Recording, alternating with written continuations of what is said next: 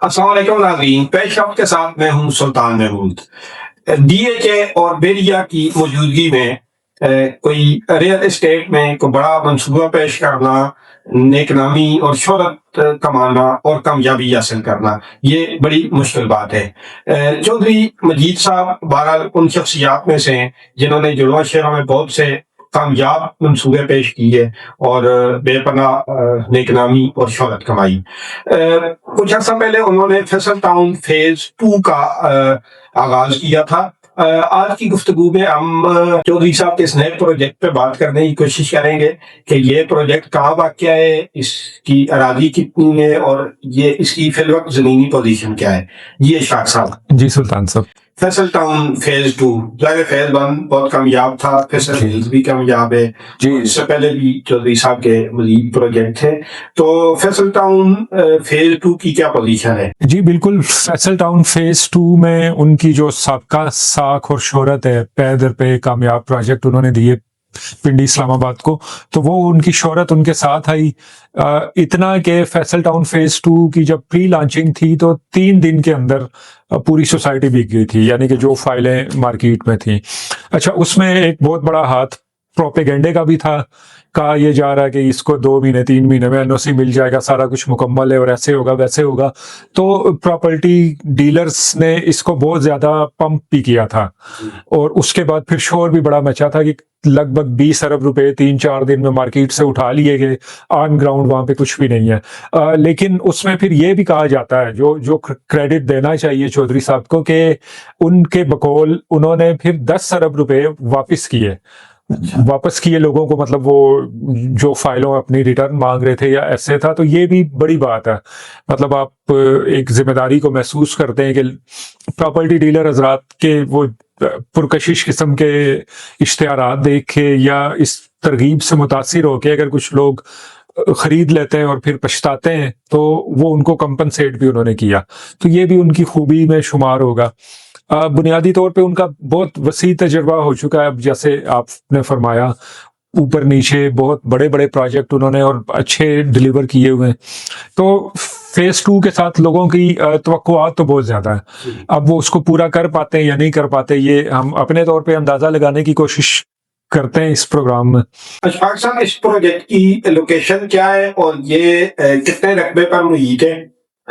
Location इसकी भी M2 है, मोटरवे पे। जैसे ही आप टोल प्लाजा से आगे जाते हैं तो ठलिया इंटरचेंज उसके बिल्कुल साथ ही गए, थोड़ा सा आगे ये वाकई लेफ्ट साइड पे जाते हुए, लेफ्ट साइड पे या राइट पे? जाते हुए लेफ्ट पे जी। सही जी। तो ये वो ठलिया इंटरचेंज के साथ ही अब रिंग रोड भी मिलने वाला है। तो ये आप यूं समझिए कि इसको एक तरफ से मोटरवे, एक तरफ से रिंग रोड और दोनों साइडों से, और एक पीछे जाएं तो चक्री रोड भी इसको लगता है। अच्छा। चक्री रोड पे ये हमारे मोरती मोड़ उसको कहते हैं हम लोग।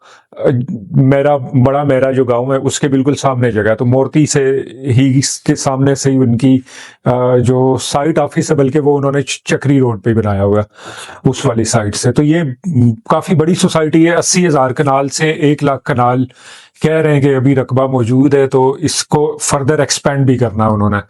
यानी कहा यह जा रहा है कि मुमकिन है इसको 2 लाख कनाल तक ले जाया जाए। 2 लाख कनाल तक तो जमीन पता नहीं अवेलेबल होगी या नहीं, लेकिन इनके मास्टर प्लान में मैंने देखा है कि इन्होंने कुछ एरिया एयर मार्क किया हुआ है फर्दर एक्सपेंशन के लिए। वो पता नहीं ये ले चुके हैं या इन्हें उम्मीद है कि इन्हें मिल जाएगा, लेकिन बहरहाल एक्सपेंशन भी होनी है इसकी। तो ये बहुत बड़ी सोसाइटी बनने जाएगी।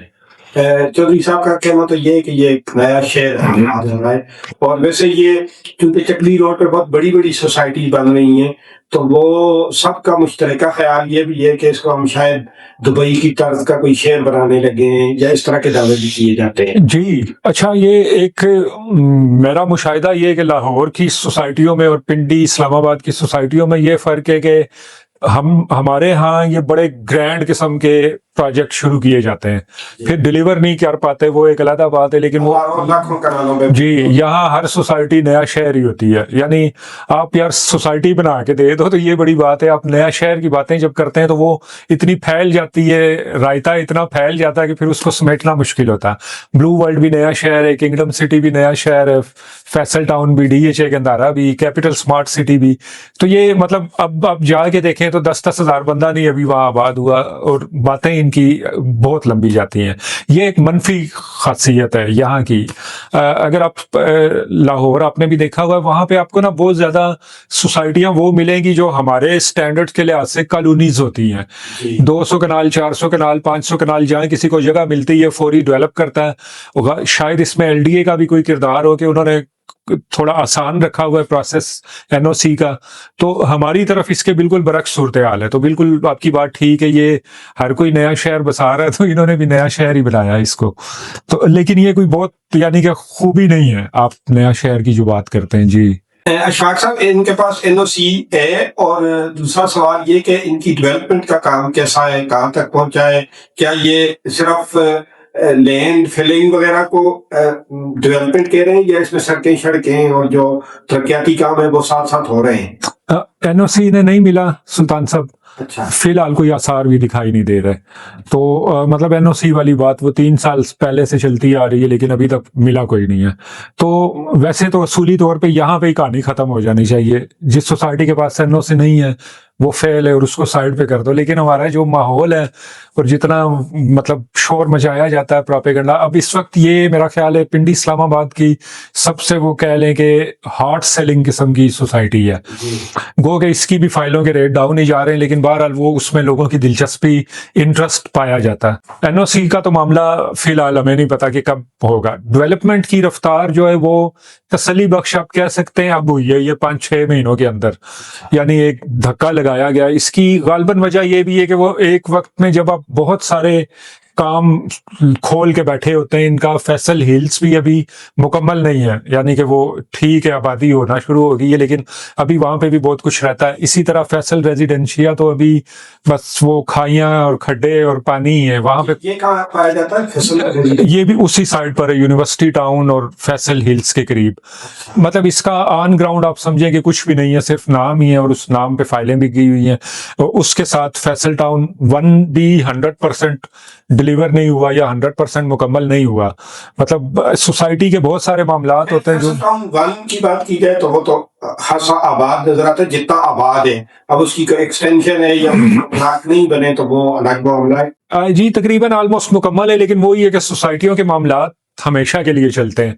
मतलब ऐसा नहीं है कि आप डिलीवर करके बाहर निकल आए, तो वो आपको मेंटेनेंस, उसके मामलात वो सारे देखने होते हैं। तो आप एक ही बंदे के जब 5-6 इतने बड़े लेवल के प्रोजेक्ट बैक वक्त चल रहे हों, तो उसके लिए जाहिर बात है मुश्किल होता है। फिर आपका हर जगह पे पैसा भी फंसा हुआ होता है, आपने निकालना है, किसी एक जगह पे लगाना है। तो वो इन सारे सिलसिलों को देखते हुए कोई गालबन 6-7 महीने पहले से इसकी हम समझते हैं कि स्पीड पकड़ी गई डेवलपमेंट की।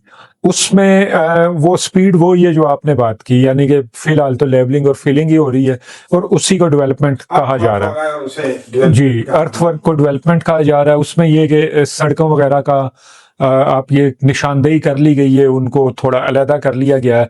इसी तरह जो इन्होंने फौरी तौर पे मार्केट में यूं कहिए कि कहा कि ये हमारे मॉडल ब्लॉक होंगे, ओ सेक्टर, ओ ब्लॉक या ओ सेक्टर इन्होंने कोई बनाया जो इनका मॉडल ब्लॉक है।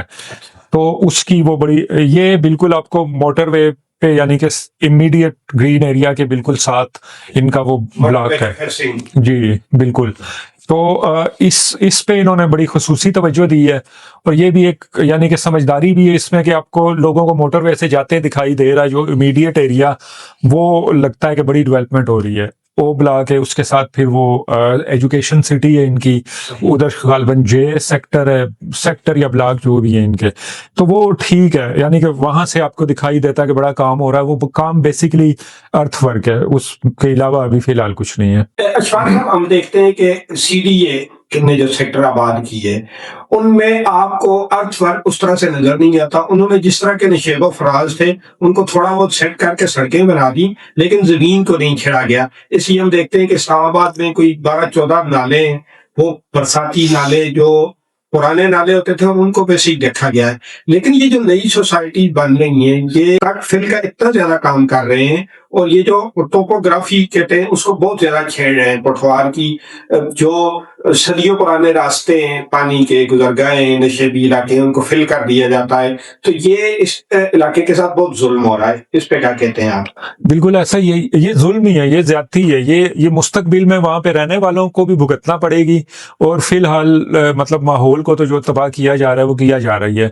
मतलब बिल्कुल आपकी बात ठीक है, हर इलाके के जोग्राफिए को, माहौल को मद्देनजर रखते हुए वहां पे कंस्ट्रक्शन की जाती है। तो सीडीए के जो पुराने सेक्टर हैं, नए सेक्टर्स में शायद सीडीए भी वो मेयार अपना कायम नहीं रख पा रहा, लेकिन हमें जो ओल्ड सिटी दिखाई देता है इस्लामाबाद, तो वो बिल्कुल ऐसा ही है जैसे आपने फरमाया। अच्छा, इस चीज का थोड़ा सा ख्याल बैरिया में भी रखा गया है। बैरिया फेज 7 और फेज 8 आप जाएं तो वो उन्होंने छेड़ा तो बहुत ज्यादा उन्होंने टोपोग्राफी को, लेकिन इतना ज्यादा नहीं जितना बाकी सोसाइटियां कर रही हैं। यानी जहां नशेब है उन्होंने नशेब ही रहने दिया, जहां फ्राज है तो उसे फ्राज ही रहने दिया।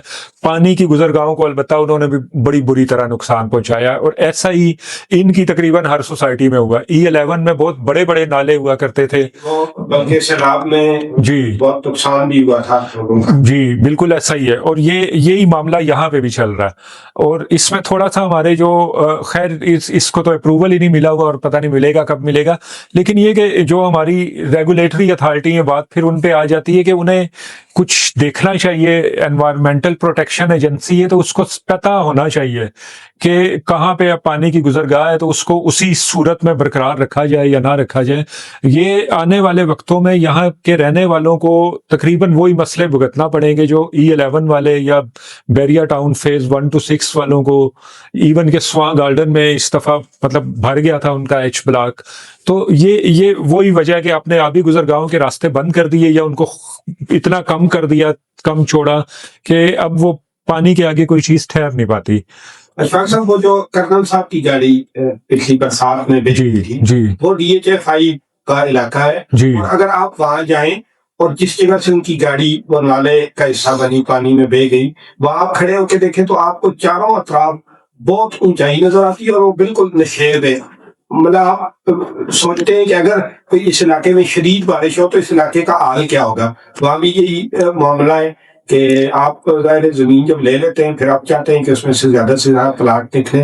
जी आप जब ज्योग्राफी के साथ ये छेड़छाड़ करेंगे तो उसके बहुत भयानक नतीजे निकलेंगे। बिल्कुल ऐसा ही है। इसी तरह हमने देखा था जो ब्लू वर्ल्ड सिटी में पिछले साल जिस तरह से पानी वो उसमें सैलाब की सूरत हाल थी, तो वो जाहिर है अगर ये डेवलप हो जाएंगे तो तब भी यही हाल होगा, बल्कि शायद इससे ज्यादा बुरा हाल होगा। इससे ज्यादा बुरा हाल होगा, जारी बात है। जब गलियां बनती हैं, सड़कें बनती हैं प्रॉपर, तो फिर पानी ठहरता है, स्लो होता है। अगर आपने उसको नशेब नहीं दिया, प्रॉपर ड्रेनेज का निजाम नहीं बनाया, जो मतलब एक तो हमारे सूरज की लाइनें होती हैं, हमारे यहाँ उसी को ड्रेनेज की लाइनें समझा जाता है। ड्रेनेज जो है मतलब बारिश के पानी का ड्रेनेज का निजाम बहुत दुनिया में बिल्कुल अलहदा रखा जाता है। अच्छा, इस्लामाबाद में भी शाख साहब ऐसे ही वाला सेक्टर शायद F10 तक ये डबल लाइन है कि सीवेज की लाइन रख के और रेन वाटर जी जी, लेकिन उसके बाद वो फिर एक ही हो गया है। जी ऐसा ही है गालबन। वो यही है कि हमारे कास्ट का पहलू भी मद्देनजर रखा जाता है। तो अगर सीडीए नहीं कर पा रहा उसको मेंटेन, तो प्राइवेट सोसाइटियों से तो हम तो कोई नहीं रख सकते। लेकिन बहरहाल ये स्टैंडर्ड होना चाहिए, क्योंकि फिर जो है कि मतलब बारिश के पानी को, इस फ्लड वाटर को आप रिसाइकल भी कर सकते हैं। आपने अगर उसकी ड्रेनेज प्रॉपर बनाई है और कहीं पे जाके वो आप उसके लिए रेजरवायर बना देते हैं, तो ये पानी रिसाइकल भी हो सकता है, आपके दोबारा काम भी आ सकता है। लेकिन कोई कर नहीं रहा, ये बस हमारी ख्वाहिशें छोटी छोटी जो कभी पूरी नहीं होंगी। अशफाक साहब, जो चक्री रोड या M2 की दीगर सोसाइटियां हैं, उनकी निस्बत अप्रोच के हवाले से क्या ये बेहतर सोसाइटी है? इस सेंस में इसको बेहतर कहा जा सकता है कि वो जो पहली दो हैं, top city, Mumtaz city motorway के ऊपर, तो उसके बाद अब अगली ये होगी। यानी कि वो इससे आगे फिर रहे, कैपिटल स्मार्ट सिटी भी इससे आगे, DHA गंदारा भी बनेगा तो इससे आगे ही होगा, और बाकी वो सारी उससे दूर होगी। जी, दूसरा इसका एक ये समझें कि सामने से अगर इसके मोटरवे तो इसके एक साइड से इसको रिंग रोड लग रही है, कुछ 6-7 किलोमीटर बल्कि स्ट्रेच है जो रिंग रोड का इस सोसाइटी के साथ से गुजर रहा, क्योंकि उसमें भी ठलिया इंटरचेंज पे आके इख्तिताम होना है उसका, ऑलमोस्ट आखिरी पेच यही रहेगी उसकी। तो वो एक अप्रोच है, और तीसरा पीछे से वो चक्री रोड है। तो ये तो हम कह सकते हैं कि बाकी सोसाइटियों की निस्बत कदरे बेहतर है इसकी अप्रोच। इसे हम ये कह सकते हैं कि ये करीब है शहर के। करीब टर शहर के, हाँ जी।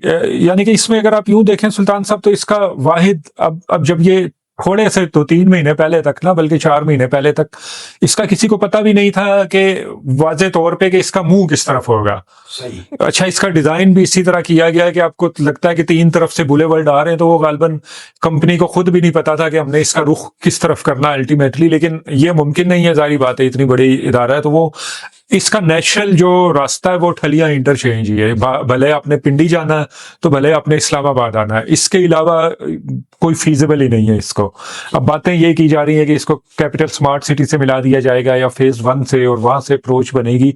वो सारा कुछ आपको 8-10 किलोमीटर दूर ही लेके जाता है, करीब नहीं लेके जाता। डॉक्टर साहब, अच्छा, लोग ये शायद लोगों के लिए बहुत ताज्जुब की बात हो, मेरे एक पड़ोसी हैं, उनसे अगले दिन किसी मौजू पे बात हो रही थी, तो उन्होंने बताया कि उनका सीबीआर टाउन में अपना घर है। सीबीआर टाउन I-14 I-50 के अंदर आता है, और वो अपना घर बंद करके फैसल कॉलोनी में इसलिए रह रहे हैं कि ये अप्रोचेबल है, इससे उनके बच्चे, वो चूंकि मियाँ बीवी दोनों जॉब करते हैं, तो कहते हैं हमें ये सूट करता है कि हमारे बच्चे किसी वक्त जा सकते हैं, यहाँ से स्कूल तक वहां से आ सकते हैं।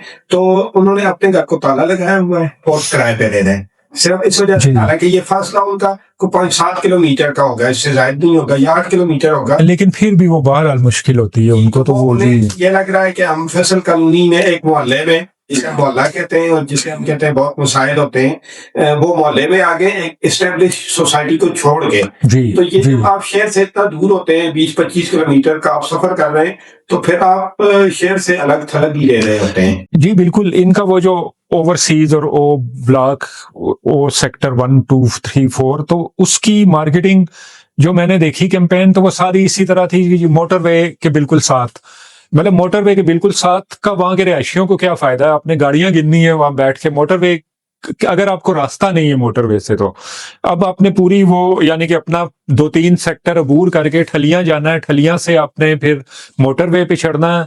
अच्छा, डेली का मोटरवे पे सफर भी कोई, यानी कि कोई काबिले तारीफ बात नहीं है, ये कोई ऐसी खूबी नहीं है। आप मोटरवे को खूबी बना के क्यों दिखा रहे हैं? मतलब 3.72 रुपीज पर किलोमीटर है जो ये नए रेट है ना मोटरवे के। अच्छा शाह साहब, इसमें अलमिया तो ये भी है कि ये जितनी सोसाइटीज हैं, अगर इनका कोई डेटा निकाला जाए, तो इसमें से गालिब अक्सरियत उन लोगों की होती है जो प्लाट सिर्फ इसलिए ले रहे होते हैं कि ये महंगा हो जाएगा और हम बेच। जी, यही ट्रेजेडी है। अब हमारे पास तो पैसे आ गए तो हम किराए पे लगा लेंगे और किराया खाएंगे। मतलब ये सोसाइटियां ज्यादातर इसी कंसेप्ट पे बिकी हैं, वरना यहाँ शहर के अपने लोगों के लिए उस 10% भी नहीं होंगे जिन्होंने इनमें फाइलें या प्लाट लिए होंगे। ऐसा ही है, ऐसा ही है। और नतीजा ये कि आप जितने बड़े दावे कर लें कि हम नया शहर बसा रहे हैं, ये वो, रहने वहां कोई नहीं आता। मतलब जो रहने आता है उसको फिर इस तरह के मसाइल का सामना करना पड़ता है। अब ये इस्लामाबाद की अप्रोच है जो निस्बतन आसान है। अच्छा, मैंने एक पीछे इसकी तैयारी के सिलसिले में वीडियो देखी सुल्तान साहब, जिसमें वो प्रॉपर्टी डीलर साहब फरमा रहे हैं कि रावलपिंडी सदर से 20 मिनट में आप यहाँ पे आ सकते हैं। अब वो बंदे को इतना गुस्सा आता है कि यार, इस बंदे को बंदा पकड़े और फिर इसे गर्दन से पकड़ के कहे कि अब हमें 20 मिनट में तू लेके जा। मतलब अजीब सी बातें। अच्छा, पिंडी के मामला इससे मुश्किल है। मतलब आपने उसी ठलिया इंटरचेंज से रिंग रोड पे चढ़ना, रिंग रोड पे चढ़ने का आपको कोई फायदा नहीं होगा। ठलिया इंटरचेंज से आपने नीचे उतर के, वो लिंक रोड है जो ठलिया से गर्जा गांव को जाता है और गर्जा से फिर ढोकसईदा आता है। अब इसका वो जो स्ट्रेच है सुल्तान साहब, गर्जा से गांव से लेके ढोकसईदा तक, ये हमारे पिंडी कैंट की सबसे गंदी सड़क है। यानी कि सबसे बुरी और शिकस्ता हाल सड़क यही है। इस पे आप ढोकसईदा से आप चढ़ते जाते हैं ना, तब आपको दिन को तारे दिखाई देना शुरू हो जाते हैं। अब उसको हुकूमत का इरादा है डबल करने का, क्योंकि उन्हें भी पता है कि अब ठलिया इंटरचेंज से रिंग रोड से बड़ी तादाद में गाड़ियां इधर आया करेंगी। जब लोग उतरेंगे ठलिया इंटरचेंज, तो पिंडी आने का यही रास्ता है वाहिद। लेकिन वो हम नाजरीन को दिखाएंगे भी अपने कि गर्जा अब कितना फैल चुका है।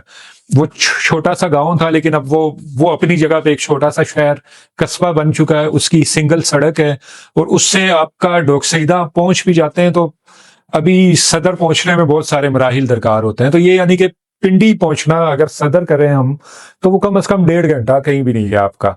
और वो बड़ा दुश्वार गुजार और तकलीफ दह सफर होगा कंपैरेटिवली इस्लामाबाद के जो अपने मोटरवे पे करना। तो अप्रोच इसकी कुछ भी नहीं है सुल्तान साहब, यानी ये आसान अप्रोच मैं समझ गया हूँ कि जो ठलिया इंटरचेंज वाली है जी तो जिसकी अपनी एक कास्ट है, लेकिन वही आसान अप्रोच इसकी वही है। आसान वही है, दिल्ली की तरफ से आप आने की बात करें तो वो बड़ा मुश्किल बिल्कुल ऐसा ही है। अशफाक साहब, इसके मास्टर प्लान का बड़ा चर्चा है कि ये बड़ा इस पे कोई खास काम किया गया है, और चौधरी साहब तो अपने खैर किसी प्रोजेक्ट का ये भी कहते हैं कि उसे कोई अवार्ड भी मिला है, तो ये इसके मास्टर प्लान पे क्या कहेंगे आप? अच्छा, मैंने जो देखा मुझे भी बहुत खूबसूरत लगा है, मतलब या मेरी राल टपक जाती है हर बड़ी सोसाइटी के मास्टर प्लान पे। मैं तो जो भी देखता हूँ मुझे बड़े खूबसूरत ही लगते हैं। इनका स्पेशली बहुत अच्छा है, मतलब वो एक तो अच्छी बात मुझे ये लगी है कि इन्होंने 5 मरले की बहुत ज्यादा, मतलब मैक्सिमम कटिंग इनकी 5-5 मरले की है। इन्होंने मिडिल क्लास के ख्याल रखा है कि जो कीमत भी मुनासिब है। अभी 34-35 लाख का प्लाट है 5 मरले का, और उसको गालबन फिलहाल तो उसका डिस्काउंट चल रहा है, मतलब 27 लाख 28 लाख के अराउंड आपको मिल जाएगा। तो एक मुनासिब कीमत है वो भी मौजूदा दौर के लिहाज से। इसी तरह मतलब बड़े प्लाट करते जाएं तो मैक्सिमम इनका 2 कनाल वाला भी जो है वो 2 करोड़ से कम का ही है, 1,90,92,92 अब सुनने में ये आ रहा है कि जब रिंग रोड का इफ्तिताह हो जाएगा तो जनवरी या फरवरी में ये अपनी कीमतें रिवाइज करेंगे। तो वो कहाँ जाती हैं हमें नहीं पता। फिलहाल ये एक मिडिल क्लास अफोर्ड कर सकती है ये रेट, और वो भी इस सूरत में जब आपको 4 साल की किस्तों का प्लान मिल रहा है तो ये ठीक है। अच्छा, नकद अदायगी पे डिस्काउंट वगैरह वो सारा कुछ चल रहा है यहाँ पे। बुनियादी तौर पे ये जो 4-5 इन्होंने कह लें सब सेक्टर या इलाके डेवलप करना शुरू किए ना, तो मकसद ये है कि यहाँ से ज्यादा पैसा इकट्ठा कर लिया जाए लोगों से, और फिर उसको आगे फर्दर डेवलपमेंट के लिए इस्तेमाल किया जाए। जो इसका जहाँ पे हमें वो अर्थवर्क दिखाई दे रहा है वो टोटल सोसाइटी का 10% भी नहीं बनता वो इलाका। बहरहाल काम चल रहा है तो चलें, ठीक है, अच्छी बात है। डिजाइन में एक तो ये खूबी मुझे पसंद आई। अच्छा, दूसरा ये कि वो फिर जो सोसाइटियां ज्यादा छोटे प्लाट रखती हैं तो वो फिर अपनी सड़कें, गलियां और शहरी सहूलतें भी कम कर देती हैं। इन्होंने वो नहीं किया। ये भी एक बड़ा अच्छा प्लस पॉइंट है कि इसका रिहाइश का म्यार वो ही है जो बिल्कुल आपको बैरिया और DHA के प्लानिंग के अंदर मिलता है, तो मतलब उसमें कोई कमी नहीं है। ये एक मस्बत खूबी है। अच्छा, जो इनका वो जिसको अब आजकल ये ज्यादा बेच रहे हैं ओ ब्लॉक में थोड़ा प्लाट का साइज बड़ा है, 5 मरला नहीं है वो, 5.5 पौने 6 मरला। मुझे ये लगता है कि वहां पे इन्होंने वो पुराना जो पिंडी का 272 फुट वाला मरला था वो हिसाब है वो 5 मरला ही, लेकिन वो आपको स्क्वायर फुट में थोड़ा ज्यादा मिल रहा है। तो ये भी एक अच्छी बात है कि चले वो प्रैक्टिकली वो सबसे टेल एंड है जिसको प्रॉपर्टी डीलर हजरात यानी कि इसकी इब्तदा बता रहे हैं, वो डिजाइन के हिसाब से इस प्रोजेक्ट का टेल एंड है, वो बिल्कुल आखिर है। तो चले उन लोगों को थोड़ा एडवांटेज दे दिया गया। कंपैरेटिवली ठलिया इंटरचेंज से वो करीब पड़ेगा, लेकिन जो पूरा मास्टर प्लान है उसमें वो पीछे की जगह है, वो आगे की जगह नहीं है। आपके मतलब बैक आपकी बंद हो तो फिर आप एंड पे होते हैं, आप शुरू में नहीं होते। ये इसमें मतलब ये अच्छी चीज है, यानी प्लानिंग अच्छी है। उसके मुतालिक जो दावे किए जा रहे हैं वो बड़े गैर हकीकी हैं और मतलब जमीनी हकाइक से मुताबिकत नहीं रखते, लेकिन एक अच्छी प्लानिंग के साथ बहरहाल काम किया जा रहा है। अशफाक साहब, इन्होंने फाइलें कितनी बेची और इनकी खैर फाइलें कितनी बेची ये तो शायद हुकूमत भी नहीं बता सकती, कैलकुलेशन नहीं होती, बट ये कि इनकी फाइलें इस वक्त क्या मंफी पे जा रही हैं, मसबत पे जा रही हैं, और मतलब लोग में से इसका कोई वावेला वगैरह तो नहीं कर रहे? वावेला तो है, मतलब अब बहुत सारे लोग हैं जिन्होंने बहुत सारे ऐसे भी होते हैं जो वो डाउन पेमेंट जमा करवा के फाइल ले लेते हैं, उसके बाद फिर वो इंस्टॉलमेंट नहीं जमा करवाते। तो इनकी जो ऐसी फाइल है वो तो ऑलमोस्ट 50% डिस्काउंट पे भी कोई नहीं ले रहा। वो तो मतलब जी, अब अगर आप फर्ज कर लें कि 1.5 साल की किस्तें आपकी बाकी हैं, तो जब आप ट्रांसफर करवाने जाते हैं तो आपको पहले वो 1.5 साल की किस्तें पे करना पड़ती हैं। तो जो लेने चाह रहे हैं जो लोग, वो फिर वो वाले फाइलें ले रहे हैं जिन पे ऑलरेडी किस्तें पे हैं। तो वो इस वजह से इनकी मतलब मैक्सिमम जो फाइलें इस किस्म की हैं लोगों के पास, उन पे तो उनको मतलब 50% से भी नीचे रेट गिर गए। जो इनकी जो लोगों ने ले रखी हैं, जैसे इनकी वो फुल पेमेंट पे डिस्काउंट वाली ऑफर थी, तो जिन लोगों ने फुल पेमेंट पे ले रखी हैं फाइलें डिपेंडिंग ऑन लोकेशन, वो तकरीबन बराबर मामला चल रहा है। यानी कहीं पे आपको उस टाइम ये 27-28 लाख का रेट था, तो डिस्काउंट के साथ 21-22 लाख में फाइलें मिली लोगों को। तो वो अब भी कोई 20 में बिक रही है, कोई 21 में बिक रही है। 1,00,000-1,50,000 या तो आप मुश्किल से बराबर जा रहे हैं, या आपको 1,00,000-1,50,000 का नुकसान हो रहा है। तो वो बात नहीं है कि यानी कि ये कोई प्रीमियम पे बिक रही है या अपने असल रेट से कोई 5-10 लाख ऊपर जा रही है, कुछ भी नहीं है। हाइप क्रिएट की हुई है वो डीलर हजरात ने, तो उसमें लोगों को लग रहा है कि शायद ये कोई बहुत बहुत ऊपर जा रही है या बड़ी फ्लाई कर रही है सोसाइटी। ऐसा कुछ भी नहीं है। हम ये जरूर कह सकते हैं कि ये वो प्रोजेक्ट है जिसमें अवामी दिलचस्पी बहुत ज्यादा है। अब तक बरकरार है। जी, अब तक बरकरार है और वो मुसलसल बरकरार है। लेकिन ये कि एक तो ये मामला है, दूसरा ये कि इसको अभी सुल्तान साहब बहुत अरसा लगेगा आबाद होने के काबिल होने में। हमने तो इसी हवाले से देखना होता है, तो वो कोई चांस नहीं है इसके 5 साल से पहले यहाँ पे आप रिहाइश इख्तियार करने के काबिल हो। एनओसी का मसला अपनी जगह पर है। एनओसी अगर इन्हें नहीं मिलता मजीद 2-3 साल, तो जारी बात है कि यूटिलिटी सर्विस भी यहाँ पे नहीं पहुंचेंगी, और जब वो नहीं पहुंचेंगी तो पीछे कुछ कहानी नहीं बचती। यानी ये जो लोगों को ख्वाब दिखाया जा रहा है नए शहर का, और उसमें ये भी कहा जा रहा है जी पीछे स्वां डैम बनेगा, वो जो दुनिया का पाकिस्तान का सबसे बड़ा डैम, मतलब उसकी एक सोशल मीडिया पे कहानी चल रही है, और उसी की बुनियाद पे लोग ख्वाब देख रहे हैं। स्वां डैम पता नहीं कब बनेगा कब नहीं बनेगा। अगर वो बनता है तो ये आधी से ज्यादा सोसाइटियां उसी के अंदर डूब जाएंगी, ये कहानी खत्म हो जानी है। तो वो ना होने वाली बात है। यानी हाइप बहुत ज्यादा क्रिएट की गई है इस प्रोजेक्ट की। इसमें हकाइक थोड़े नॉर्मल है, लेकिन जिन्होंने इन्वेस्टमेंट की है उन्हें कोई ज्यादा घबराने की जरूरत नहीं है। मतलब प्रोजेक्ट की रेपुटेशन अच्छी है, मालकान की अच्छी है, काम कुछ ना कुछ चल रहा है। तो 5-6 साल तक अगर आप सब्र कर सकते हैं तो आपके लिए ठीक है ये प्रोजेक्ट। चौधरी साहब की अच्छी शोहरत के बावजूद फैसल टाउन का फेज 2 कोई बहुत खुशकुन नताइज अवाम के लिए नहीं दिखा रहा। अगर दूसरी सोसाइटीज के मुकाबले में बात की जाए तो आप कह सकते हैं कि इनके हालात कदरे बेहतर हैं। पर देखिए इनकी फाइलें किस करवट बैठती हैं और कब फाइलें प्लाट में कन्वर्ट होती हैं। हमारा साथ देने का बहुत शुक्रिया।